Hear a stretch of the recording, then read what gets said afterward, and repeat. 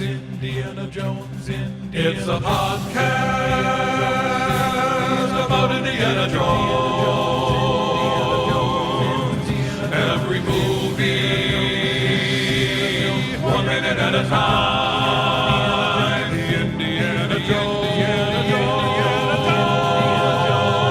Minute.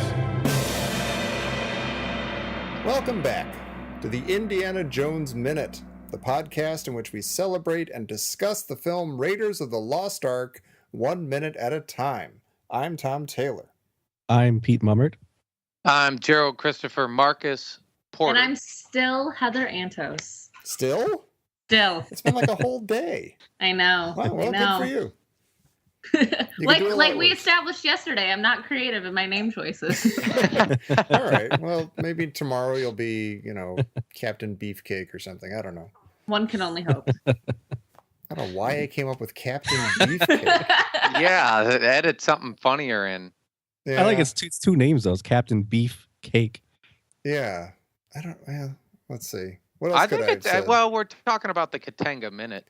I know. I was going. Makes sense. I'm really disappointed in myself. Beefcake. That was nothing. All right. Sorry, everybody. Heather, I should say to you that my 9-year-old son is upstairs right now, and he is reading some part of the Star Wars Marvel series right now. Oh, tell your son he has excellent taste. I will. I pointed to your name in the cover of the book. I'm like, she's going to be on the show. And he's like, really? Like he couldn't get his mind around it. Poor kid. Well, tell him I had nothing better to do on a Friday night. Okay, perfect. How do you think we feel? Hey, you get the pleasure of my company. Exactly. This is awesome. While we're mentioning 9-year-olds, can I give a shout out? We've got a 9-year-old listener named Riley up in Seattle. Oh, that's who right. Just took a long road trip and made his parents listen to like 35 straight episodes of the that's Minute. awesome. That's perfect. So thanks, Riley. That's word of mouth. That's how this show gets spread around. That's awesome. Thank you, Riley. And we heard from Riley's mom that Riley actually recognized and identified the Wilhelm scream that we use in the show. So good for him. 9 years old. He will be hearing it with increasing frequency, Riley. Really? He's probably As sick these of it by movies now. go along. Yeah, especially when you get into those teen years. Right. Well, listen. Enough of this chit chat. We're here to discuss minute 97 of Raiders. And 97 is the one that begins with Marion taking a swing at Dietrich, and it ends with Belloq claiming dibs on Marion. Well, at the beginning of this minute, second 4, we see the boat crew behind the first mate, your favorite first mate, Pete, and mine too. And all 4 guys on the right-hand side of the screen are wearing 4 different amazing hats. Another all carnival of 5. hats. All 5 if you count first mate here. Yeah, the first, and that's right. And the first mate, he's it's not garish or ornate like some of the other hats in the movie, but it's perfect for him. He's got this terrific navy and green ensemble. And then behind, there's this cornucopia of shirtless guys with vests. Yeah. I feel like the vests might mean something. You're amazed by the hats over here. I can't get over how white the guy's teeth to the left of the first mate are. Like he's just so happy and smiling, and I'm just sitting here like, damn, his teeth are white. Yeah. This pirate ship has a fantastic dental plan that everyone takes advantage of. Must, man. Yeah. And we just came from a city that advertised nothing but cleaning products, so maybe Yeah, that's right. He found Maybe they good picked up something toothpaste. in Cairo. yeah. Some dental rinse, so I don't know. They probably have a name for it. And of course we have Belloq. He's sporting this season's U-boat wear. Yeah. Like a sand dollar suit accented with purple pinstripe shirt and, He's and looking a neutral particularly tie. Ralph Lauren. He is. He's got, very, It's like a nice little subtle lavender highlight, in his tie. You can see that in the catalog today. Well, I was just thinking that. I was like, man, you gotta love men's fashion. Like, if Paul Freeman was walking around today in that exact outfit, like, people would be like, you look good. Like, Yeah. I totally accept you as a member of modern society. I want to know, Marion takes a huge swing at Dietrich, and but why hit, like, Belloq standing right there? This is both curious and disturbing, maybe. Like, you'd think as far as we know, she only has a connection with Belloq. That he would be the one that she would go after. But we also know that Dietrich and Tote showed up in that tent, and we don't know what went down in there, but we know it was probably unsavory. And yeah, just the fact that she goes after Dietrich specifically is both interesting and hopefully not more disturbing than it needs to be. Like, if he was like, she's like, hey, you tortured me in some way or something, and I'm going to give you what for. He has that smug grin on his face. That's enough for me. Yeah. I think we're just seeing that she, like her boyfriend, kind of has a predisposition to violence. Yeah, maybe. Yeah, she's been slugging people throughout this whole movie. Or trying to. Yeah. Why I does think she's everybody had more laugh? misses than hits. Yeah, I was wondering that too. I was like, well, all of a sudden everyone on the whole crew is like anti-Miriam and Jones. Like, I don't understand. When did this happen? Yeah, right. Belloq does like a Captain Kirk, like one of those end of an episode, like kind of mirthful chuckles. Yeah. Expected to be like a freeze frame on him. Dee. Yeah. But are That's they funny. laughing because he like let her hit him, or are they laughing at her for trying to hit him? I think they're laughing. This is how I've always taken it. Jeez Louise. Let me Leave try that again. in. This is how I've always taken it, is that they're laughing that this, pillar of the Third Reich almost had his teeth bashed in by this scrappy young Nepalese bartender. See, I always took it that they were laughing at her. I mean, that might be part of it. I think it's kind of like, I think it's just the situation, maybe. Like, Yeah. hey, these guys have got guns, they've got authority, they've got a U-boat, and this young scrappy chick was about to beat him up. Well, and Look at her go. she has a lot of moxie. Oh my Yeah. God, she Yeah. does. And and so they see that, maybe it's just kind of, it's, I mean, one way, Katanga grabs her, but it's kind of insulting to Dietrich, I mean, it's true that she didn't land the punch, Yeah. but it's kind of, she went after him as opposed to cowering or, Yeah. And I just thought of this as you were saying that. The fact that Katanga stops her is probably also a slap in the face to Dietrich. Like, it took this guy who he wouldn't spit on to stop this girl from hitting him. Yeah, but it also probably saved Miriam's life.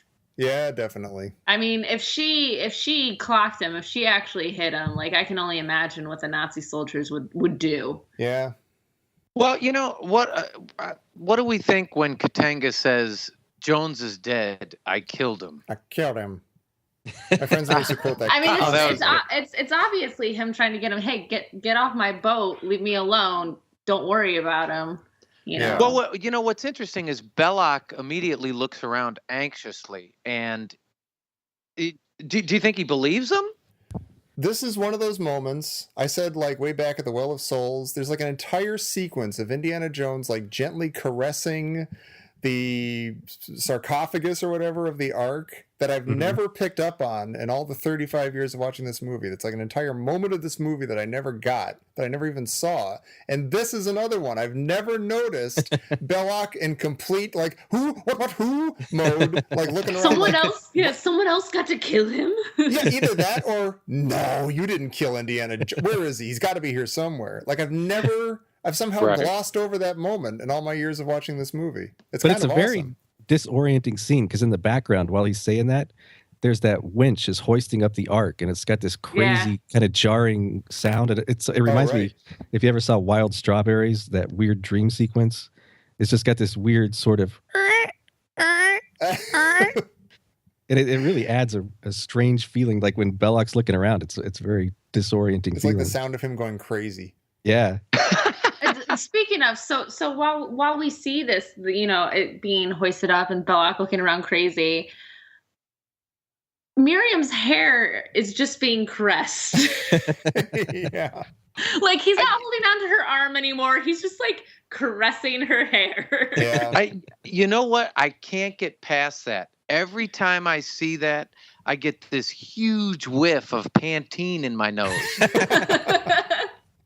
Like it's such a long hair, and he brings it up like a bouquet, and I'm like, that's Pantene. She uses Pantene. She must.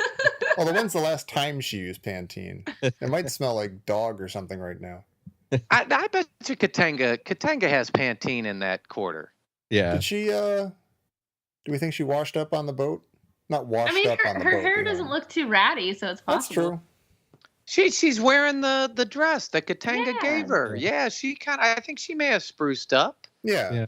But I just wonder if she actually took a shower and shampooed her hair is what I'm saying. I don't know. I need to know. I'll probably never know. Well, listen, when Katanga says he killed Jones because, quote, he had no value where they're headed. Yeah. So is Katanga what's he inferring to Dietrich? That they were sailing somewhere off the map to sell the Ark and Marion on the black market? That's what I was assuming. I was assuming it would be like not like a sex slave, but yeah, kind of like one of, you sell your women. Yeah, and he's playing it like he doesn't even care about the Ark. He's like, take it if that's what you're after, but we're going to keep this beautiful woman. She's more of you. She's worth more to us. Yeah, and she smells like Pantene. Yeah, I mean, that hair. Yeah, God, I'm rewatching it now, and I can't get over it. Like, I want to know what's going through Miriam's head. Like, what is this guy doing? Yeah, does she think for a second that maybe Katanga actually killed Indy? I had the same question. Is she thinking that, or is she thinking, I'm glad I got the one with conditioner combo? Save me time. No, or does she know? Save you time. Does she know? Like she's not freaking out, so I assume that she knows he didn't kill him. Right. Because I actually watched that several times. And he says that, and she doesn't flinch she doesn't give away anything at all. She's just sitting there, and I was like, oh, she knows it's a ploy. Yeah. Yeah. This whole sequence, it's very interesting to me, and it makes me wonder, like, again, like we discussed yesterday, like how much time has passed, because it's one of those like, did Indy and Katanga talk about, like, okay, this is the plan that's going to happen if something, because the whole crew is, like, no one utters a thing when they mention Indiana Jones. Like, the whole crew is like, we're not going to talk. We're just going to go along with that, whatever the captain says, Well, when there's Nazis on board. So, right. But they're following his lead, and it seems like it's a pirate ship of gentlemen. Like, they all know that Katanga has Indy's back, and so they're probably just kind of naturally shutting up and not giving up Indy and stuff. But he's the one guy acting kind of heroically.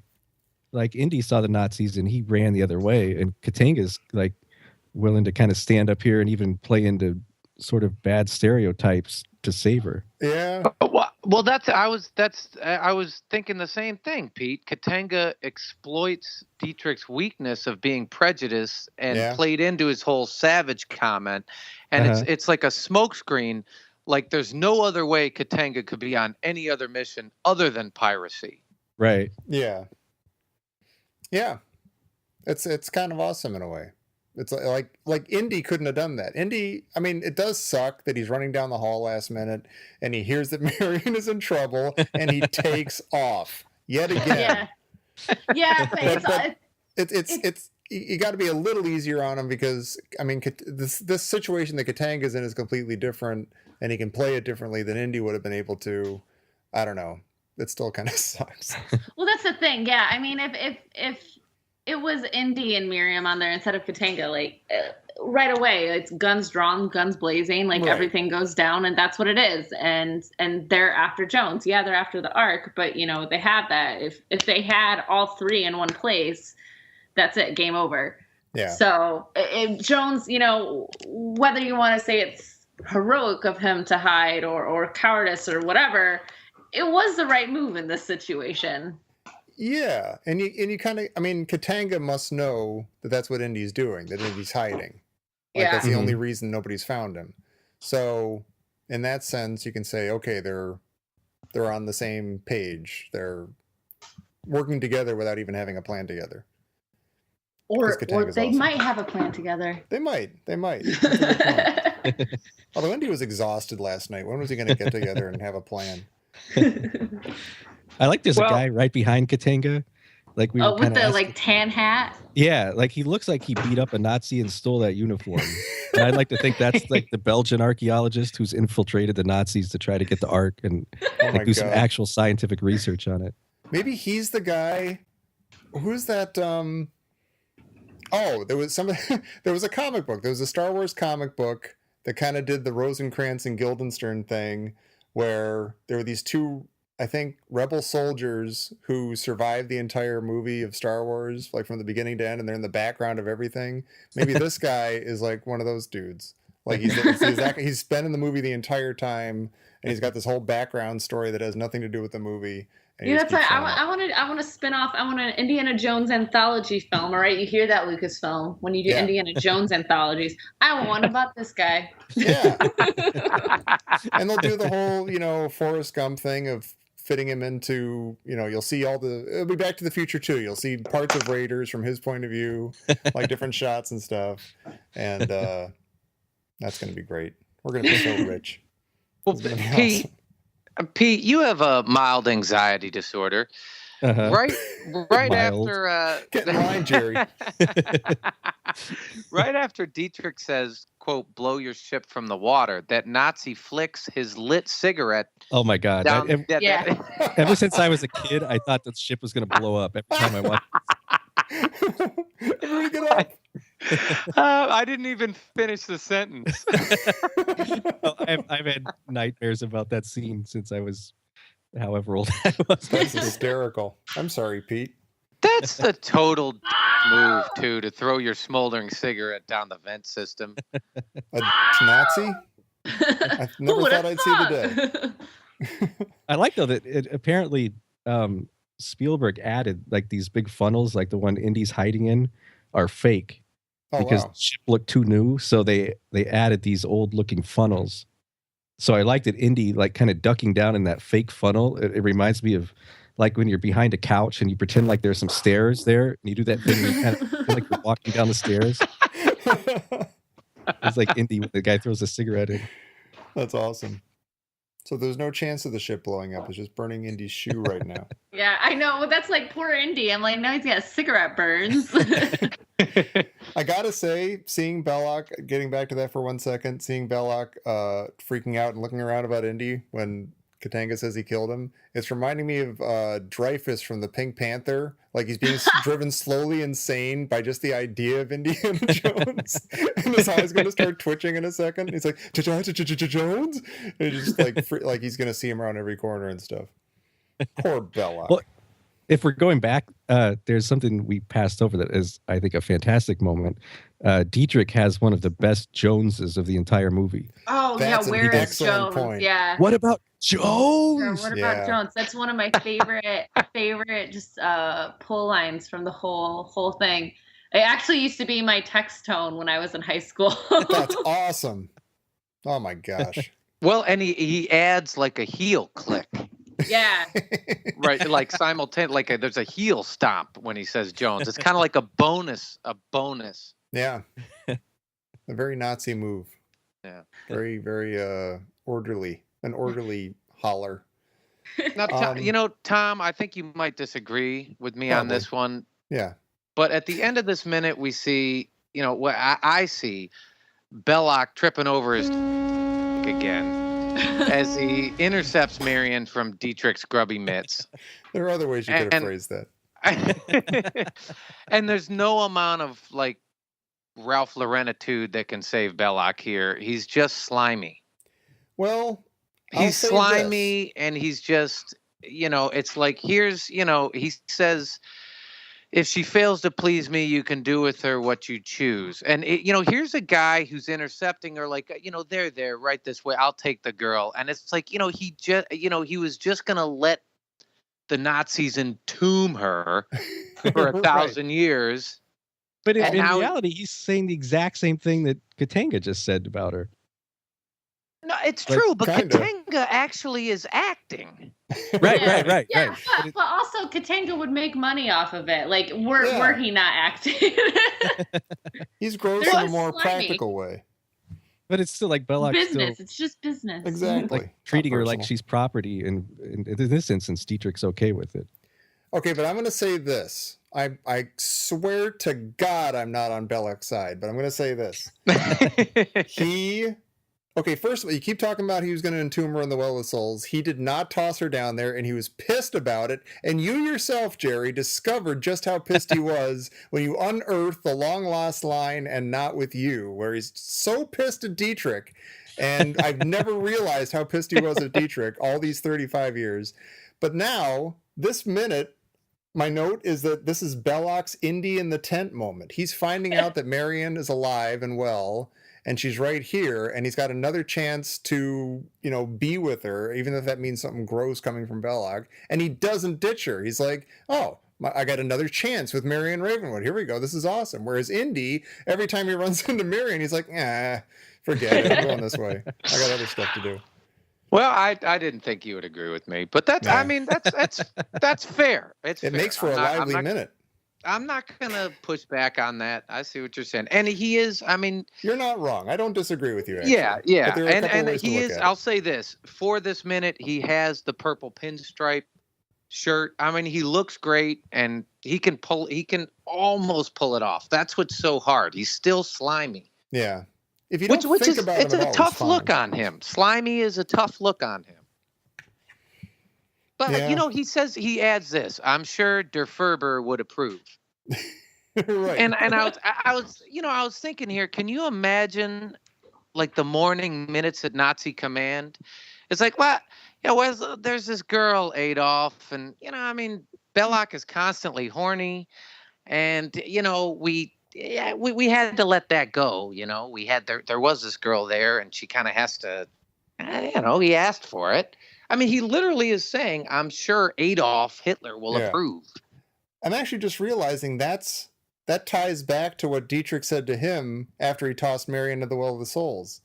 He was like, only our mission for the Fuhrer matters. And now Belloq is saying, oh yeah, that's nice. Adolf is going to be fine with this. Don't get your jodhpurs in a bunch. Yeah. I don't know. I don't want to. I see your point. And I'm not in sure a way, what my point is. maybe, yeah. Well, maybe he's trying to. It's like he does have this last. He does have this second chance, and you're like, is he going to try and get in her pants, or is he going to? He's just feeling bad. He's like, you know what? Look, this whole thing went awry, and here's a quick second. I can at least do something to rectify it a little bit right here. Well, I feel like I should be clear. There's nothing not gross about him saying, if she fails to please me. Like, you know what he's talking about, and it's not ungross. It's definitely Or this is part of his sick. compensation. Yeah, exactly. I'm sure Fuhrer would approve. I figured he's just, like he speaks Havidos, he's just speaking Nazi. He kind of is. He is speaking Yeah, Nazi he's right just now. speaking kind of evil Nazi, you know. Yeah. Belloq. He's always on top of Speaking things. Etiquette and protocol. Well, do you have anything else for minute 97? I don't know. Yeah. We got the best Jones line from Dietrich. We've got skeezy Belloq. I mean, what else is there to this minute? Yeah, that guy's beautiful smile. Yeah. That's very true. His beautiful smile, those great cornucopia of hats. Yeah. A hidden Which Nazi makes mole. me wonder. I'm like, where did they find those hats? That's a good point. I think like each guy shops at a different port. Yeah. I mean, they travel the world finding hats. Maybe they're smuggling then- hats and they each help themselves to one. They're like, Harry, you take Singapore. I'll be Mr. Singapore. I'll wear a Singapore hat. Well, listen, Heather, thank you again for another awesome minute. This has been great. Absolutely. Where can people find you? Remind all the nice people if they want to interact with you. If they want to interact with me, they can find me on social media at Heather Antos at basically any platform. Cool. Yeah. And Except Pete, Ello, because that like doesn't really exist anymore. right. But they can try. They can try. Waste a few hours doing that. Pete, where can people waste their time talking to us? If you really want to waste your time, come to indianajonesminute.com. We have all kinds of sections where you can really spend half your workday, and check us out. Excellent. And please come back tomorrow for minute 98 of Raiders of the Lost Ark here on the Indiana Jones Minute. What about Jones? What about Jones? I'm in a hotel. I can't Do scream. it. All right. What about Joe? What the hell just happened? I think Jerry just got killed by accident by hotel security. He said he couldn't do it. Yeah, I guess he was right. Yeah. Write that on his headstone. Oh well. You want to throw one in, Heather? What about Jones? That was nice. That was I like awesome. that. I just terrified my dogs.